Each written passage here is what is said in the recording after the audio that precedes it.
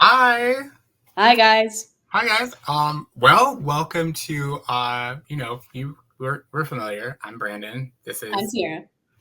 This is our new segment called Still Got Questions, where we kind of expand and just our total goofballs that you love and adore per our first and now soon to be second season of our other show, Small Talk is Lame. So this was a fun little experiment for us to try, right? I mean, I'm back home in Texas and I'm still in Illinois, and we're trying to figure out how to bridge this gap while Brandon is over taking care of stuff at home. So we wanted to make sure that we still had some content out for you guys, and we're going to go through some questions because, as you guys know, we're still getting to know each other and do all this live in front of you guys and kind of talk about what matters to us, what's on our hearts, what's on our minds, and keep things interesting. So yeah, speaking of like brand new friendship, so as I've been I've told you I've been looking for like all these other employment opportunities and things like that. I put you down as a reference, and I was like, crap, how long have you known each other? And I was like, I think 8 months, but I could be wrong. It was really funny. I was like, that's hilarious at the time. But yeah, so just so you guys know, we don't know what our questions are to each other. We totally are rouletting it, but you will see the questions right at the bottom, and hopefully I don't blush, vomit, or throw up. Oh yeah, same. You want to hit it off? I think you probably have some good ones. Just for the audience's sake, I hyper focused for like no reason and went down some crazy, stupid friendship rabbit hole, like I usually do, and we ended up making questions about very different things and not knowing it. So, Brandon, I will let you go first, and we'll leave my hyperfixation for later. Funny. Okay. List 5 adjectives or traits that describe you. Oh my god, this is like so on the spot. Adjectives. So, okay. Let's see. Curious. The Jeopardy music. Number 1, curious. Definitely, 100%. Geez. 5. We might have to go back and forth. You give one about. No, this is not how the Q&A is going to go. No, you need to come up with 5 before we move on. So if we don't get to all my questions or you don't get to ask me as many, this is the game that we're playing. Curious and how does that make it easier? Adjectives, nouns, just words. 5 words. Yeah, no, I'm just drawing a blank. I need another coffee. Let's see. I think I'm goofy. I think most of the time I'm pretty goofy. I have yet to see the full goofy, but I have seen percentages of goofy. Yeah, that's true. You'd probably see it more in the classroom. Yeah. But so goofy. I'm also very serious at times. Like that I'm always serious and intense. That girl. I know who she is. I know serious Sierra. That's the part that made all the questions about friendship. I am thoughtful. 3, 4. Duh. And adjectives. Thoughtful and straightforward. Yeah. Like blunt. Bullshit meter cutthroat in your face. Okay, that's 5. All right. That was actually really hard. I'm surprised how hard that was. That was good. Haha. Okay, now one of mine. Yep, it's my turn to go to the gauntlet. Okay, so in the spirit of friendship. So this is really, really funny because I just have been on this like algorithm journey of friends, acquaintances, and obsession, blah, blah, blah. But I think a real friend, how I define friendship, at least as I have experienced it and what's lasted and what hasn't, is that friendship is that person or persons or group that literally does not require you, demand you, expect you, but always welcomes you, and protects and fights and holds your ass to the, they are the ones who are literally being like, I love you, but I'm gonna punch you in the face. And I'm gonna hug you right after I punch you in the face because I know you can do better. And here's the ice pack for your stupidity. But that is what I've seen. I'll also, another thing too for me, friendship is the friends that literally, when it's hard on all fronts and the environment is hard and the terrain is muddy, they are not saying, I'm gonna go to the rest area and take off my boots and get all clean and pretty. They're like, all right, I ain't got no shoelaces no more, but if you can hold my boot, I'm gonna keep going with you. Like, you know, I think that's what friendship, at least what I've experienced, is what has sustained and carried and lifted me up, and also punched me in the face from time to time, is those friendships. That's what it is. Okay, good one. Your turn. Are you ready? List 5 of your possessions that provide insight into who you are as a person. Man. As I look to my right over here, I've got a whole like mini bookshelf storage thing full of drawing materials. I guess it's like I'll count that as one, like drawing stuff in general. I haven't done it in forever, but drawing definitely when I You was pushed me to, you know, like, what's right by my desk now? Exactly. Yeah. So all of that, that was a big part of me when I was in college and when I was younger. I definitely used drawing as a sense of expression. So that's one. My piano over here, slowly unlocking that musical side of my brain, which is super cool. That's a new one that I think fits very nicely in. I've always been curious. Like, I would love to learn, but I don't. Again, I have that weird instant gratification. Not, well, at least when I was really curious about it. But I was like, I would try to self-teach myself and try to learn a song in a whole day without learning the foundation and the, you know, realities of Same. piano. So it's tricky. But this music teacher that I have is really awesome, and he was able to unlock whatever it was, what mental block I had when it came to learning how to read sheet music. And then once I was able to do that, I was like, oh, okay, so this is connected. You're like, boom, unstoppable. So, okay, so besides piano and drawing, 5. Let's see. 5 of my possessions. My taekwondo and karate belt. That's what I was like, I'm waiting for the one thing that, you know, the thing that brought us together. 100%. I guess I don't think of it as a possession. I think of it as part of myself. So that was tricky. But yeah, like the uniform. You know what I mean? Like wearing the gi. That definitely feels like home. That's one of my possessions that would give great insight into my upbringing. What else?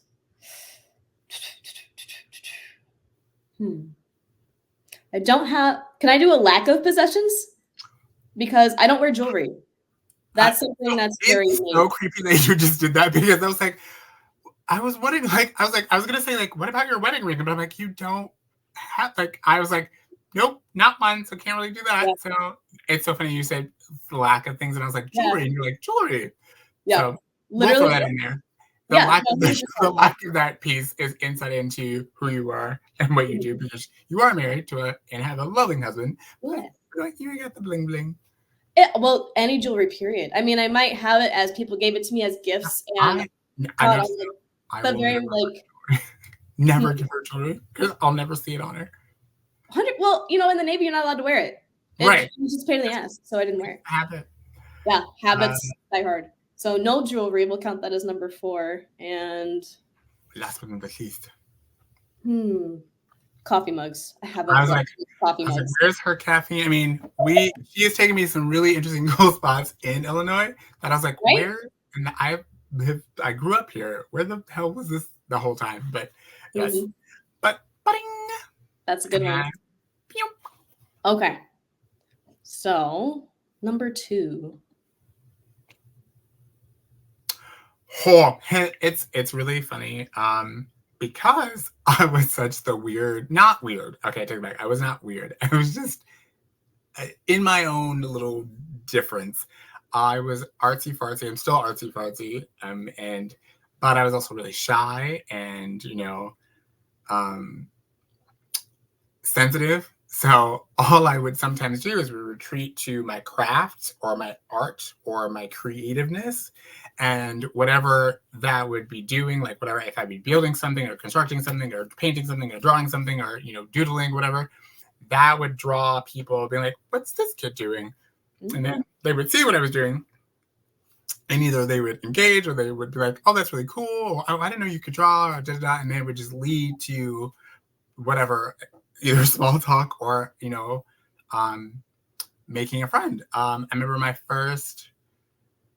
I had first really said, okay, I want to be an artist. I want to start drawing and things like that, I was only drawing the eye, the nose, the mouth, and then like a swoops of hair, and then like all these different renditions and colors of that person. And then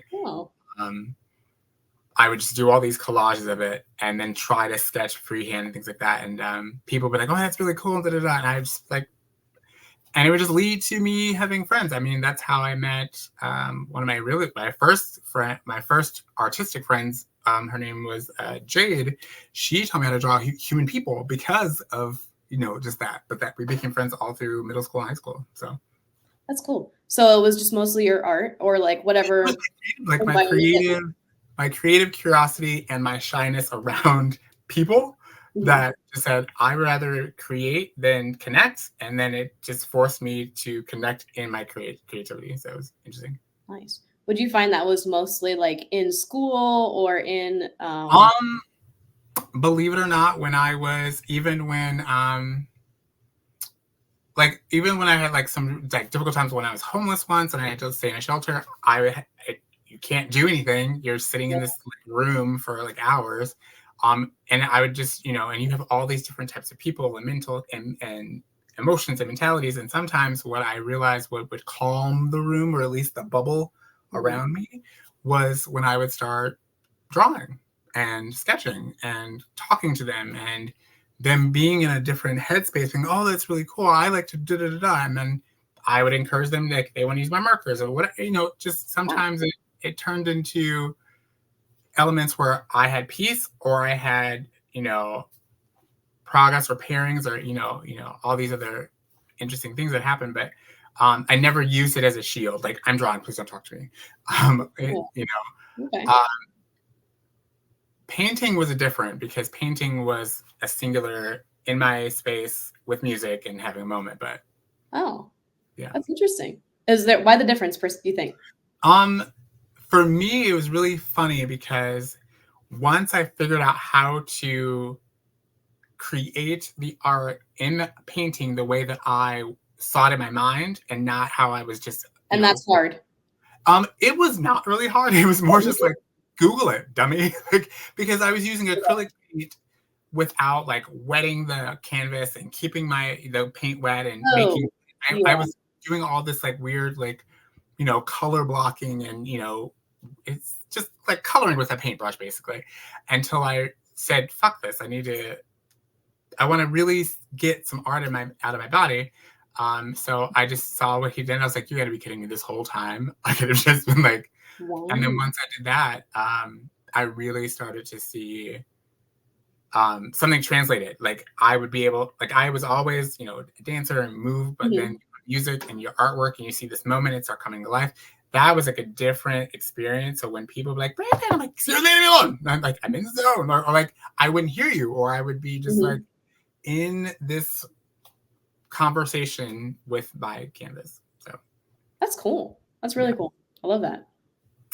So art was your friendship pathway. That's super cool. Art was my armor and my, activity that made other people either run or stay, basically. Something cool, real quick. You said you were doing like half of faces, it sounded like. The first thing that I really started doing when I got into drawing with a teacher showing me the techniques was eyeballs. I got really good at drawing eyes.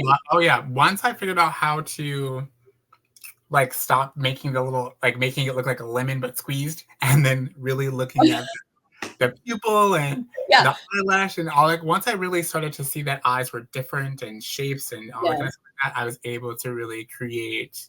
I saw people and I saw like, not just a shape. I saw like a actual, it was cool. Eyes, lips, but I still can't draw hands to save my soul. Oh, neither. No, like robot hands, like I always like that's it. I mean, every painting that I've showed you, they don't have hands, and they either are posed and enough to where you don't see their hands. It's cut off either the forearm or the muscles. But anything with feet, like no. Okay. Yeah. It's. Go ahead.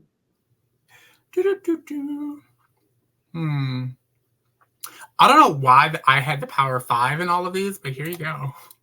Okay. List 5 attributes that your closest friends and family would say describe you. I don't want to sound like a cop out, but probably the same ones that I listed. Honestly, something in my bones. I was like, fuck. I said this has another described attribute. I'm like, but she's very clear and very aware. I'm gonna give you. So how about this? I'm gonna say, well, I have a couple maybe. One of mine is like I was like, one of her attributes is resilience. She will be sick and dying and be like, I got this concoction at the health food store, and I'm like, you are literally mucusing everywhere. Please. Yeah. But I don't do this. You went on what was that, a bike run or a race in December? Oh my God. Yeah, it was. Well, so we were volunteering at that. We weren't running it. You volunteered for an outdoor activity in Chicago during winter. Yeah. It was cold as shit. Exactly. Well, yeah, I would say that perseverance was good. Yeah. Maybe creative, maybe attributes.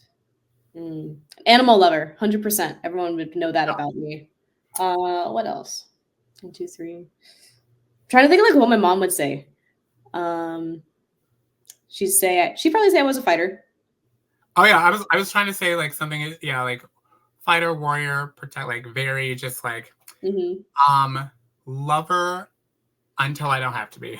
Yeah, and maybe like patient while also having the odd ability to be stupidly short-sighted. Sometimes, but sometimes it's your pathway, or it's like your patient percentages. Like you're like, this situation has only 7% of patients. Sorry.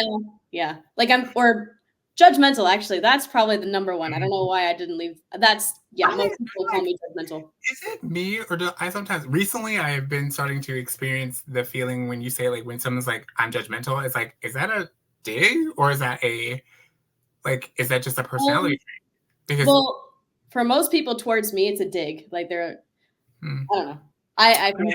I in general, because I think one of my biggest issues is like I don't want to be judged badly, or I always was like, please don't think of the bad thing, even though I'm in a bad whatever. It's like, don't see me this way. Like, girl, get over yourself. But yes, there we go. All right,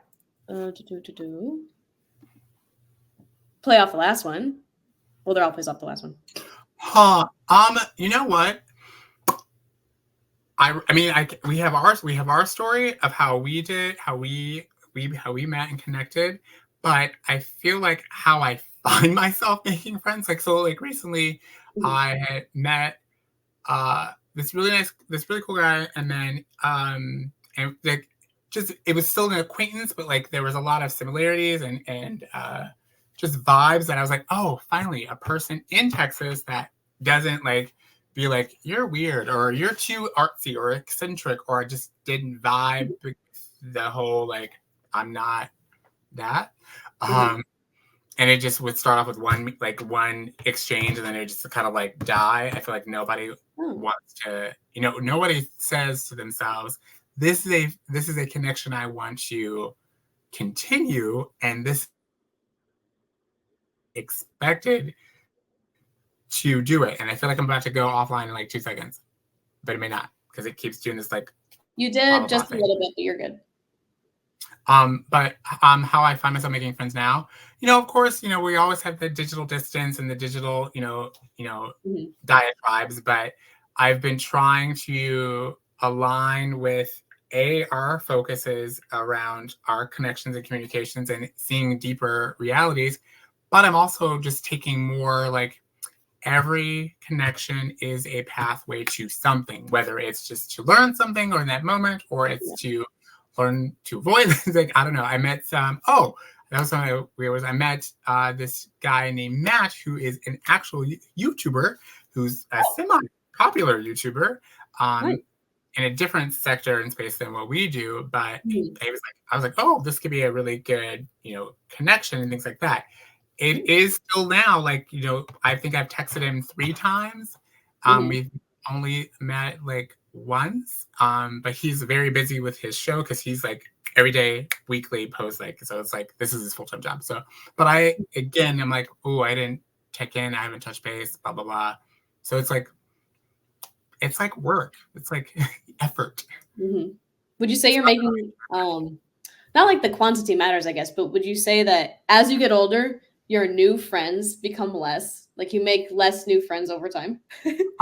I feel like I feel like that depends on the person and the friendships that they have, current, past, present, and future, of like what their needs are and wants are. Because, you know, in my world, in my professional world, in my personal world, you know, right now, I literally left like my home and my people and my connections and whatever to a completely different space that, you know, was new and is still new and explorable. But, you know, I had met my ex at that time, and they were very homebodies. And then I had my business, which is very homebody focused. But I met a lot of people when I was an Uber driver and things like that, but nothing ever flew. Like I have not made like a friend like outside of my business, like outside of jail and my business and my businesses and the families there.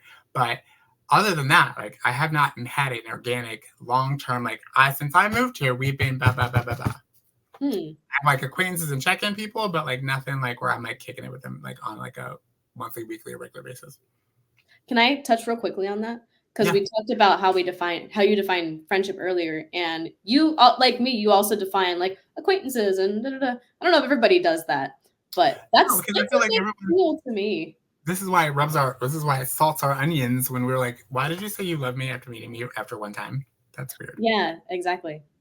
So then so friendship, like that word, that's got a lot of weight for you then. You don't because the effort that's required for it to sustain and stay in that world is a lot, you know, especially when, you know, we're like I'm 40. I'm like, who wants to be like, so what's your favorite color? And you know, all this other stuff. It's more like activities that are in alignment to either both of your values and your hustles and your focuses. Like, are you motivating each other?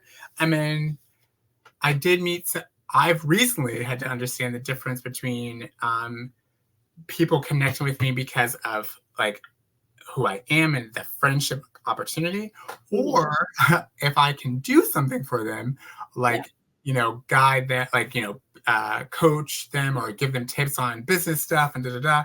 I had this one woman who, you know, it seemed like like it was building a very cool bond and friendship. And then all of a sudden, you know, I was helping. She had some questions because I was, you know, just started the company.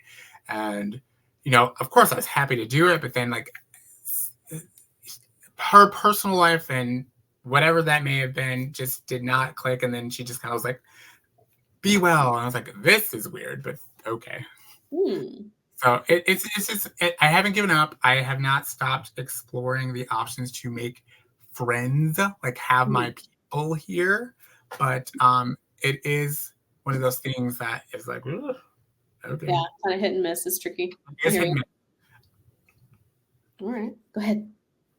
I'm curious. Another 5. I'm curious. Okay. I'm not going to do that one. We're going to pick a different one. Okay. Oh, cool. Yours automatically bumped mine. I forgot to take it off. That's cool. All right. What are the theme songs for when you are pissed or proud? Oh my God. I don't know if I've ever thought about proud. Pissed 100%. My playlist is everything. I guess like dark and dreary, sort of. Like are we talking like Adele or like you know, those parts where in the song there's this ballad note that you're like, okay, I need her to do that because now I can feel the rage or sadness in her voice? Or is it like me sometimes where it's like Prodigy, Smack My Bitch Up, 3 Libras from a Perfect Circle? Like it's not. It's going You down. know, ask your question a different way. Maybe I don't understand it. So like okay, better get this. When you are like, I need to kill it today, I need my pump up song, what would that song be? I don't do that. So this is why this question was difficult, because I was like, I know she probably has probably one of those people that's like, I'm just gonna just have it in the background. She's either listening to a podcast or a book on tape. She's not listening to music. Like, I see it's today. Also, sorry, I just realized my phone and computer are connected and I didn't have do not disturb on. I'm rude. Yeah, okay. So I would say I don't really do pump up songs. I've learned to sort of do that in social settings because other people do that. I don't know. And you running on the bass to Eye of the Tiger. Oh my God. I have done that. I think I've actually probably done that. But I think if anything, I'll do the other ones from when I'm like sad or upset or something. I do tend to lean towards more sad music, of course. Like I'll listen to if I'm like really angry for whatever reason, like Five Finger Death Punch or Disturbed and Avenged Sevenfold are my go-tos. Those groups. I would have never placed those titles with you. No? Like, well, no, actually, Disturbed, sure. But the other one, I was thinking more like, actually, I really don't know. And this is the beautiful thing about us not having egos and trying to decide like how we figure each other out. But it's yeah. If I'm in a good mood and for whatever reason I do want to like, I feel like it's less about getting a song to hype me up. It's more about if I'm in a good mood, I pick songs that I like to sing to. So if I can't sing it, I won't listen to it most of the time. It's that makes sense. So funny. Because I use music all the time in all different emotional support, anger releases, because I was, I'm still that person who's like, I could burn the whole town down and I could literally, serial killer, all of this. But I self-regulate and I'm like, or suppress. And then a song will do exactly the emotional response that I should have had. Oh. And it kind of does this like, okay, here's your vibrating. Do you feel that anger? Because you had it in there. Let it go through that note. And then I'm like, okay, cool. I can get through. That's cool. I wish I could do that. That would have been like a life hack my whole life. Oh man. It's one of the things that like my father and just family, all like music was the thing. And plus, being a dancer and all that kind of stuff. Of course, but, not being able to express yourself safely or comfortably or invitingly in your family, friends, or whatever, you found ways to go inward. And sometimes for me, if I couldn't express or explain or find the right navigational words in the moment the emotion was happening, 9 times out of 10, a song would come on, or I'd find it, or I would connect with a genre of music that was like, you were talking about this exact thing. Why are you talking to me? Why are you doing that? Okay, now, but it would do amazing things. Like, I think today I listen to, like right now, this big trend is like Yeba, London Grammar, and I don't know either of those. Yeah, but they have these songs that are like Yeba has the Age of Worry, and then Hey Now from London Grammar and Nightcall. Those are the two. I'm like, oh my God, this is exactly where I'm feeling right now in this space where and I just well, side question to go off of yours. Yeah. I think everybody probably has this, but how easily are you influenced by songs associated with a certain time period in your life? Oh, yes. Like days. Oh, like you, or is it like Cleo's like a perfect example. Like last year.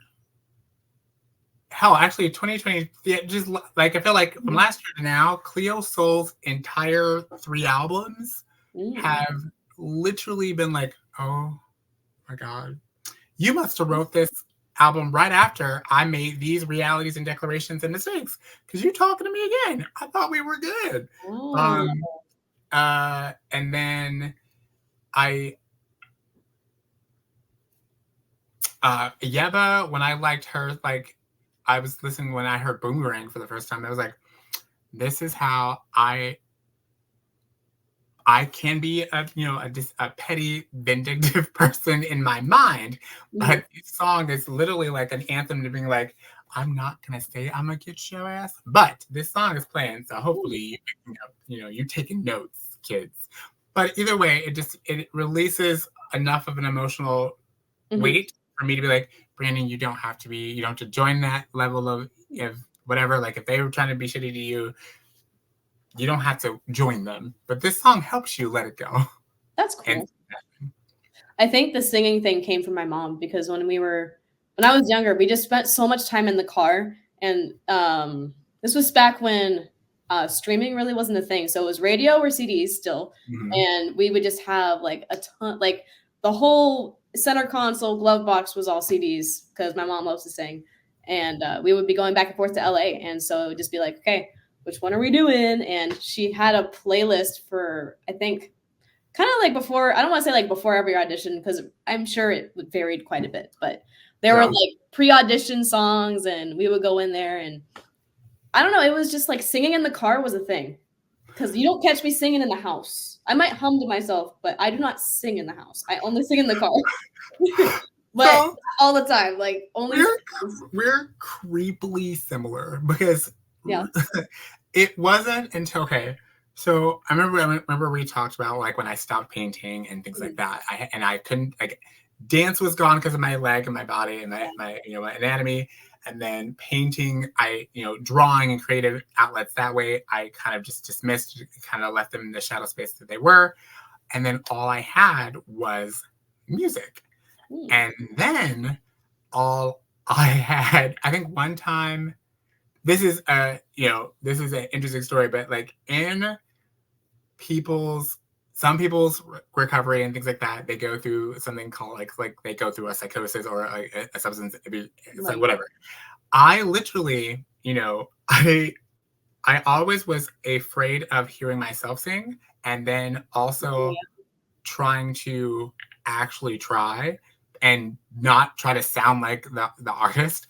And it wasn't until I got in such an anxiousness and but in this weird false confidence that I started like just doing it. And then, believe it or not, somewhat hearing myself, changing myself, coaching it. And it was so weird. But now I have this really interesting respect and relationship with singing to where I'm not bragging, I don't care. But for me, it's like, I feel like I've improved. And I went from just singing in a car by myself to like in the shower when I know people are in the house, or I haven't sung in the shower in a while. Yeah, I find these moments, but those songs singing like that for me is also when it's like, okay, when I can't hear it and it's not, that's not doing it anymore. I have certain songs. I have a singing playlist on my phone in Spotify of these are the songs that I have to sing when I'm in this kind of mood. I've definitely had that at one point or another. Just a strict playlist of things that I can sing, and that's about it. I remember. Right, I have my. They're all they're like practices. Like it's I practice them. It's not like I don't take on new stuff unless I've listened to it and then practice it again. It's super weird. It's funny that we both do that. Right, isn't it? See, that's so cool. This is fun. Okay, what was my next one? This guy. Do you have any thoughts on how friendship can impact your life over the course of a decade? Oh, yeah. A decade, like over time. So it's funny because I've had two variations and versions of both. And, one was like, when I after leaving Chicago, and I really didn't have like friends, but when I was after going to the suburbs and making middle school and high school and in college, I still have 3 of those friends today. And that's like, we're like talking close to like 30 years of friendship. But the path of how we all evolved as like being besties and every day and every weekend and trip to like, I will maybe talk to you every 3 to 4 months, or if there is like a major, like something going on, the red phone is ringing. But I feel like as those friendships and all those lives change, my health got crazy. I moved away. They were getting married or having babies and so all this stuff, changes the course period. But the impacts can either be, one where you grow apart or you need time to grow apart and then somehow reconnect. I mean, I remember having one of my dearest two of my dearest friends. One was from high school all the way until like our 20s, and then like all of a sudden, it just was that like I wasn't invited to something, and then it was just like boop, and there was no explanation. It was just like gone. So I was like, cool. Not cool, but then the other one was like of my own doing, of just like, in a different space in my life. I was not like, they didn't have time, that impacted them in their life. So they had to reevaluate. And I recently saw them randomly in where we all lived and met at a bar. I was like, oh my God. And then, I was able to close that mystery and that moment in time, at least for myself. In that moment. But yeah, that's how I feel like, yes. I feel like those friendships or connections can impact you however you let them. If you're going to let a disconnect or a growth apart destroy how you live your life and engage with other people, that's crazy. If you're going to, like the whole birth of our whole show is like, if you're going to try to connect those people that you've been friends with 30 years and well, are you living in the past with them? Or are you talking about the future? Are you bringing them in your present? Because I have friends like one of my best friends, literally all we do is talk about the past. Like, remember when? Or we always kiki over like, remember we were drunk at 22, but we have never, and the only sentences that talk about what's going on right now is like, so what's going on with your da-da? Oh, good, cool. Like, that's it. It's not like you and I were having a conversation. So yeah. Interesting.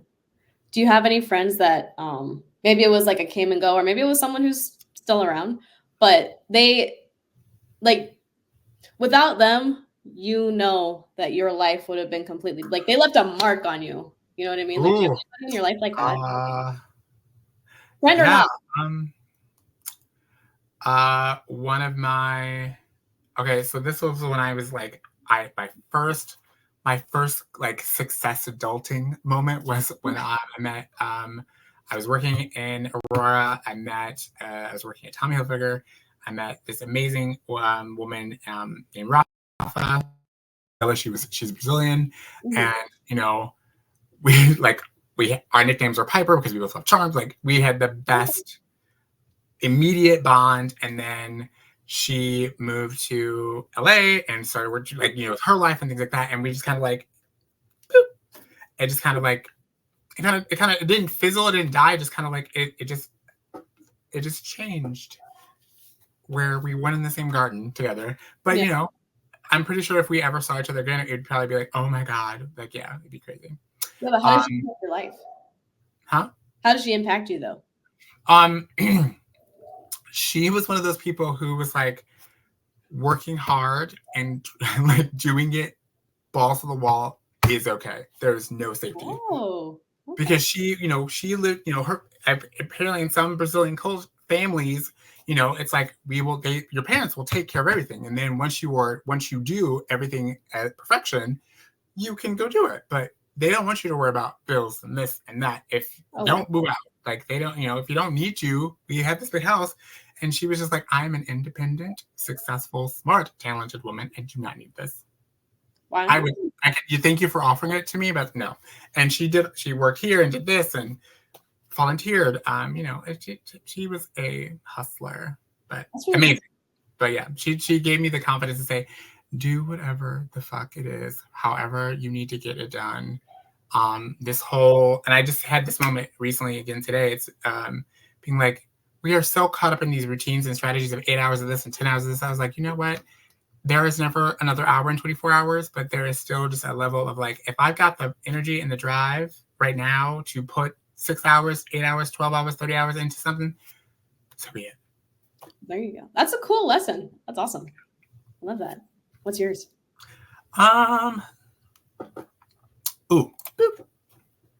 When was the last time you got something wrong? Last night in class. We were doing this move. I don't know if I guess you would call like getting something wrong, because I guess I didn't really know how to do it in the first place. But it was like a jujitsu move. I don't even know how to explain it. It's a way of moving across the floor in a grappling situation. I've never used it before in my life. I don't know what the application of it is, But one of my coworkers were doing a relay, and we're supposed to race the other team doing this move across the floor. And if anyone's at I've seen those. I've seen those with the little people. You guys have to do. Yeah, I've seen renditions of it. Not that move, but I've seen the relays. Yeah. I'm like, these seems. Well, this was just black belt class, so it was all adults. It was like all of us just being goofballs doing this. And if anyone knows like martial arts stuff, it's like the opposite of a shrimp. Like when you shrimp out of something, it goes the opposite direction and it moves forward. It's just so weird. Like I still don't understand it. My body feels an animated cinematic version of seeing human little cartoon shrimps in the little karate outfits. Literally, like it was that I definitely got that wrong. 100%. I was not doing that right. I don't know. Besides that, I would say that like so often, my God, get piano wrong all the time. I get math sometimes, like stupid math. Like we've been trying to do budgeting and all that stuff lately, and Rob's been like explaining stuff on the computer, and I'll be like, "But wait, isn't that this?" And he's like, "No, dummy, like this." And I mean, like, I've had a very loving journey with spreadsheets and formulas. So yeah. It's been a joy, but it makes me look at myself and like 1 + 1 is 2. Okay, yeah. Exactly. I would say in my everyday life, stuff like that all the time. Man, I'm trying to think of something maybe a little bit deeper. Well, I know we've talked about like how you have like this very, very lovely pessimist, pea coat that you like to wear about sometimes. I'm like, girl, what are you talking about? Why? You're like, what? Doubts? Oh, yeah, you're just being pessimist. You're just being pessimistic soul. Well, I can explain that one. So I won't get into too much detail because it is super fresh, but we did just lose one of our dogs. And when that happened, like last week, was it last week? I can't remember. I think it was. Yeah, no. Maybe. No, Monday. I think it was Monday. No. Literally Monday. So 5 days ago, 4 days, however many days it was. Anyway, what's it called? After that, the podcast and everything that we were doing, like getting ready to do this and everything in between, like things that I really loved and felt passionate about and felt that we were doing good things with, it fell apart. And it kind of felt like maybe not that this was the case per se, but like I was wearing rose-colored glasses all the time up before my dog had to get put to sleep, and then those came off immediately. And then you saw the world for what it was, or what it was showing you at that point. It was stark, and I'm not gonna lie, like I seriously had doubts about this in particular, how this was gonna go. And I mean, of course, we were gonna do it. I wasn't gonna let that deter me, but yeah, I think I was wrong. This is going well. Considering we literally have like double-digit years apart from our ages, it's. Today, even today, and we'll talk more off air, but there has been a whirlwind. I'm always in a whirlwind, but there has just been just stuff as per usual. Mm-hmm. But then these processes and progress, pathways and these shoveling of solving and solutions come through, and I'm like, dots start connecting, and then it's just kind of like, you knew this all along. Yeah. And the rose-colored version of it was what kept you still like maybe doing diagonal steps instead of the ones that were forward, So yeah. I'm glad this isn't that. I don't think it is. It's joyful, but it's one of those things I feel like, I feel like something wrong is, something that you didn't know or learn, or you needed to experience. Totally. However it was presented to you. Like wrong is one of those things of being like, turn right and you go left, that's wrong. But like sometimes like when we think about wrong, I think as just a collective, as a society and social constructs and culture, I feel like we take wrong in a completely different space when it's like, no, you had to learn something, or you had to experience something, or you had to look at something in a different vision, scope, and perception to get what you need to move forward in a new way. So I've had to start telling myself, like, there's a difference between wrong and experiencing a lesson and not confusing the two. Yeah. So that's I was thinking just that exactly. You put the words really well. I do that every day in the classroom because, of course, we come in with lesson plans and we come in with ideas to go on the mat, and then you can have an idea of what you're going to do, but then sometimes the kids sort of dictate how that goes, and sometimes, not wrong. Yeah, sometimes improvising works and sometimes it doesn't, and it would be so easy to just beat myself up whenever it doesn't quite go the way that I hoped or expected in the classroom. That I could very easily see as that, like, oh, I messed up, I was wrong. Like, no, that you learned. You know, you have to be able to extract whatever meaning. What worked in this scenario? And because I, in my field, and just in any, like, plans are great, and plans, but plans are not. They're not set in stones, and they're not cut-through navigational systems. They are literally just guidelines. If you do get distracted and you do get clustered, you can come back to your plan. Say, where were we at? Okay, I did that. Okay, cool. Exactly. Yep. At least good. At least my world of trying to navigate that kind. But okay, let's see. I think we actually kind of covered that one. Oh, yeah. I'm having a dummy. Oh my gosh, that's so loud. It was a dummy. All right. Let me read this.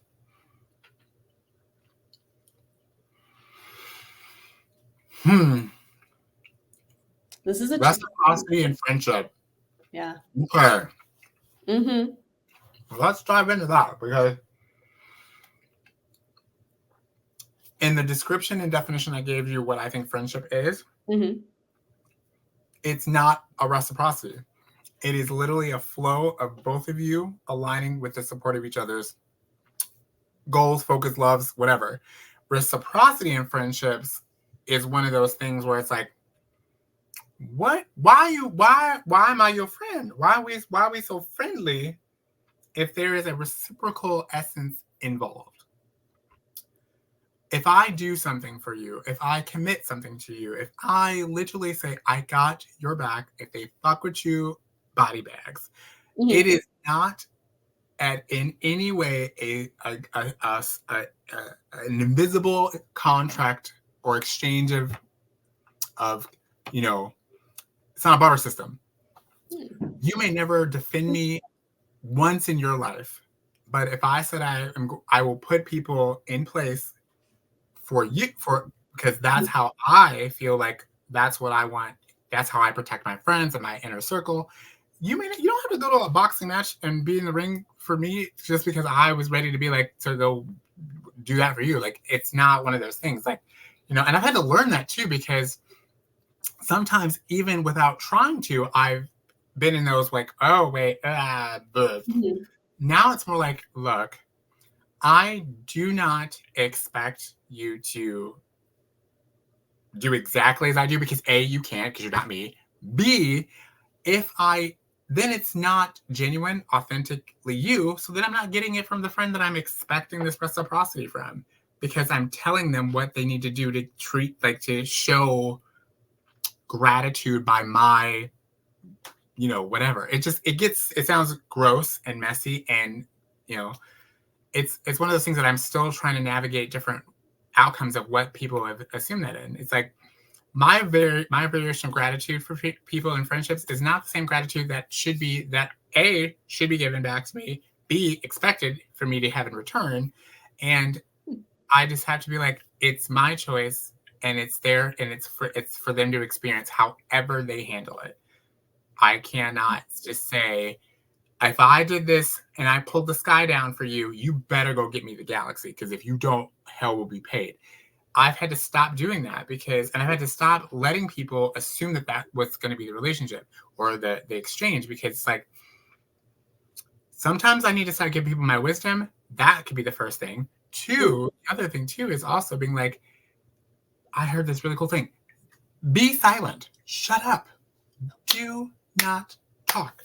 Like if you know or feel like this is just nope, and you want to so bad, and I am a person who's like, oh, I could totally this give me the that I could totally.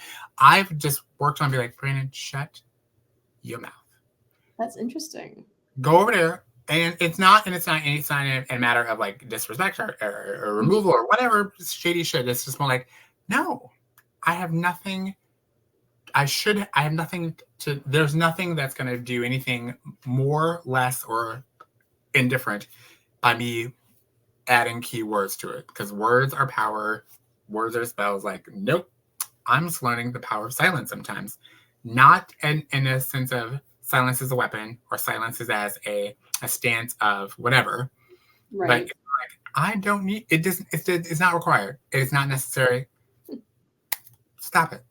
So where would you draw that line then? Because I think you also mentioned earlier, this is not to like catch you in a anything, but you were like, if they're, because I know we've talked about this, where you've like, if this person is not sort of bringing anything to the table, but like we're not jiving, you know, like we don't need to be friends. Like it's okay to, you know. Yeah, so I feel like it's one of those things that, it's one of those things like I've recently just said, you get 2 reach outs where I'm the one engaging now because I'm like, I feel like I'm like, you say, how am I making friends? I feel like I had to chase people or I'm like, hey, what are you doing? I'm like, if you will not also join me in any percentage of voltage and how we try to create and connect and then maintain without me always having to lift the lever, it's too much work. And then it's more like, well, then are you fully engaged in a connection with me anyway? Or you're doing it out of reciprocity or reciprocal intent because I'm reaching out to you and I'm making plans with you instead of you just saying, we're supposed to be becoming friends. And I thought that makes more sense, but I'm always making plans with you, or I'm always the one saying, I'm sending the text message to engage in what we should do versus you being, hey, Brandon, it's Tuesday and I haven't talked to you in a while, blah, blah, blah. Yeah, I've been in a place where I'm like, I'm not irritated, but I'm like, nope, it's okay, cool. Like, I like, if you don't want to show you're trying because it's uncomfortable and it does require it. I mean, look how we met. It's like, you were like, hey. Oh, yeah. I was like, let's go. You know, you were on it. And I was like, oh, okay. Because I was not used to that. Having someone be like, oh, yeah. Oh, okay, cool. So then it seems like you do believe in a little bit of reciprocity, like to an extent. I believe in a little, no, I believe in not reciprocity. I believe you to match the same energy in our connection. If you're not matching that energy in our connection, then there's nothing to receive.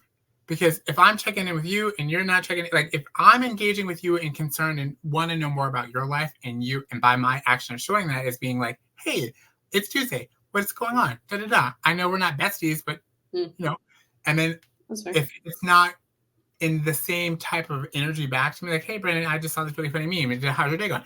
Like, I reconnect with a friend, Joe, who I met in Waukegan eons ago. And we now just like randomly check in now and just check, like, you know, but that's how I know, like, that's a friend that is worth kind of keeping the world revolving around because. Well, there you go. Yeah, that's cool. Yeah. I'm